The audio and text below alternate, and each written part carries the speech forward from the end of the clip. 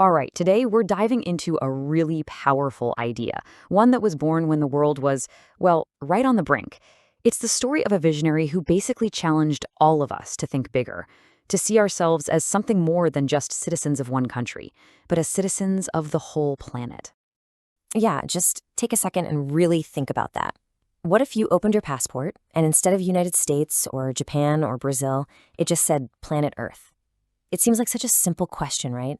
But man, it changes everything. It flips the script. It says, hey, maybe your first loyalty isn't to a flag or a border line on a map, but to this entire living, breathing system that we're all a part of.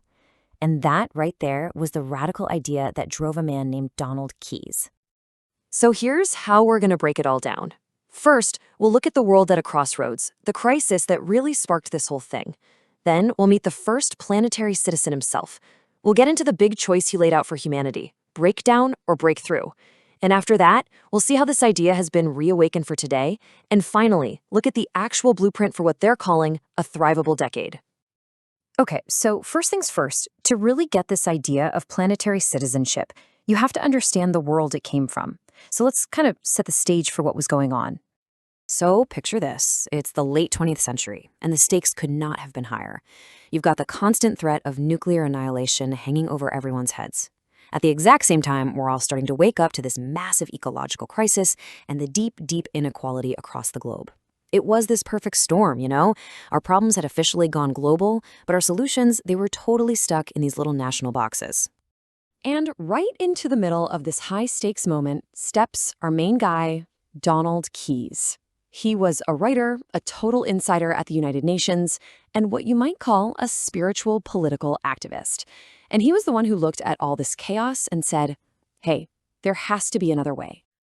And, Keyes wasn't some outsider just shouting from the sidelines. No way.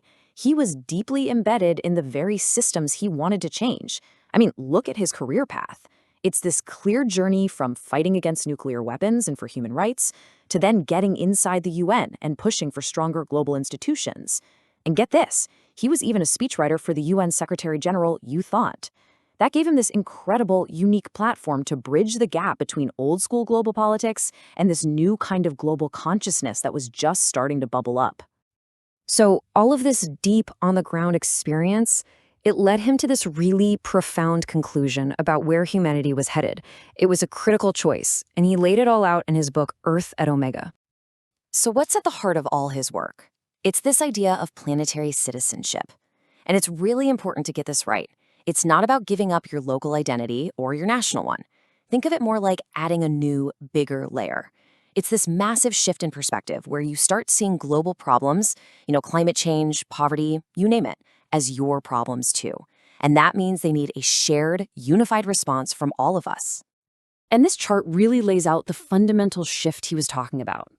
On one side, you have nationalism, which is all about focusing on your own country, your own separate interests, and that leads to competition and division. But on the other side, you have planetary citizenship. That's about focusing on the single human family, taking on shared responsibility and moving toward cooperation and unity. I mean, the old model just wasn't cutting it anymore for these huge, interconnected problems we were facing. This new idea was, it was truly radical for its time. And this is really the crucial point. Keyes had a word for it: planetization. He argued that, look, whether we like it or not, our economies, our technologies, our shared environment, they've already knit the entire planet into one single interacting system. Like it or not, we're all in this together. The only thing that hadn't caught up yet, our consciousness, our way of thinking. And this mismatch brought humanity to what he called the Omega Point, a massive, decisive moment of choice. Okay, so path number one was breakdown. Pretty straightforward. If we just kept going with business as usual, with our narrow nationalism and constant competition, he said it would inevitably lead to collapse. The crises of war, ecological disaster, and massive inequality, they were all tangled together, and our fragmented systems just couldn't handle the strain. It was a recipe for disaster. But there was another path. Path number two, the breakthrough. And this wasn't some passive, I hope things get better kind of thing. No, this was a conscious choice, an active decision to evolve our thinking, to actually build a cooperative planetary civilization that was up to the task of managing our global challenges. For Donald Keyes, this was it. This was the great task of our time. So Keyes and the original Planetary Citizens organization, they basically planted a seed, a huge one. And yeah, the organization itself went dormant for a while, but the idea never went away. It was just waiting. So now let's fast forward and see how that idea is being reawakened for today's world. And this quote, this one just nails the challenge for the 21st century. Humanity is not lacking solutions, it is lacking coherence. Think about it. We have so many brilliant people, incredible organizations, amazing technologies, all working on solutions, but they're all in their own little silos, disconnected and fragmented. So the problem isn't a shortage of good ideas or good intentions. The problem is a lack of coherence, a lack of connection and coordination. And that leads us to the really exciting part of this story today. A new, re-emerged Planetary Citizens is here. And they're not trying to reinvent the wheel, not at all. Their job is to be the connector, the hub, the ecosystem builder.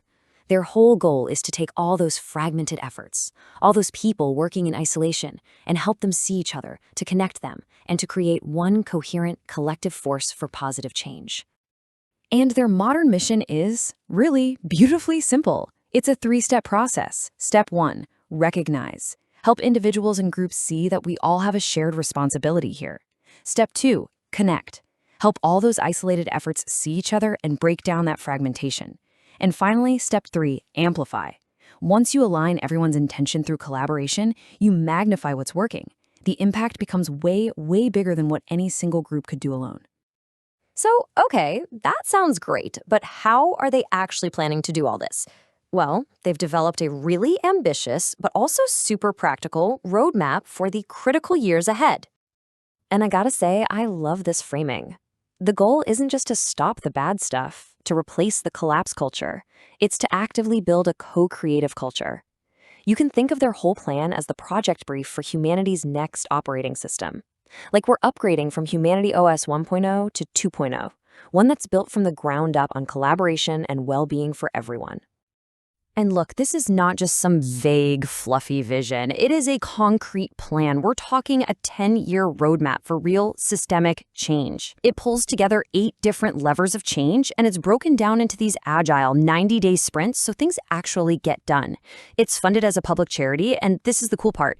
It allows partners to just plug their skills or resources directly into the system and see a measurable impact. It's totally designed for action.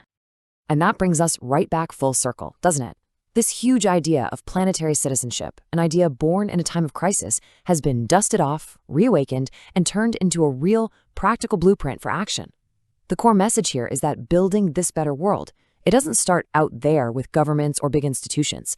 It starts right here, with a shift in our own identity. It begins with you. So the only question left is, what's your next empowered step?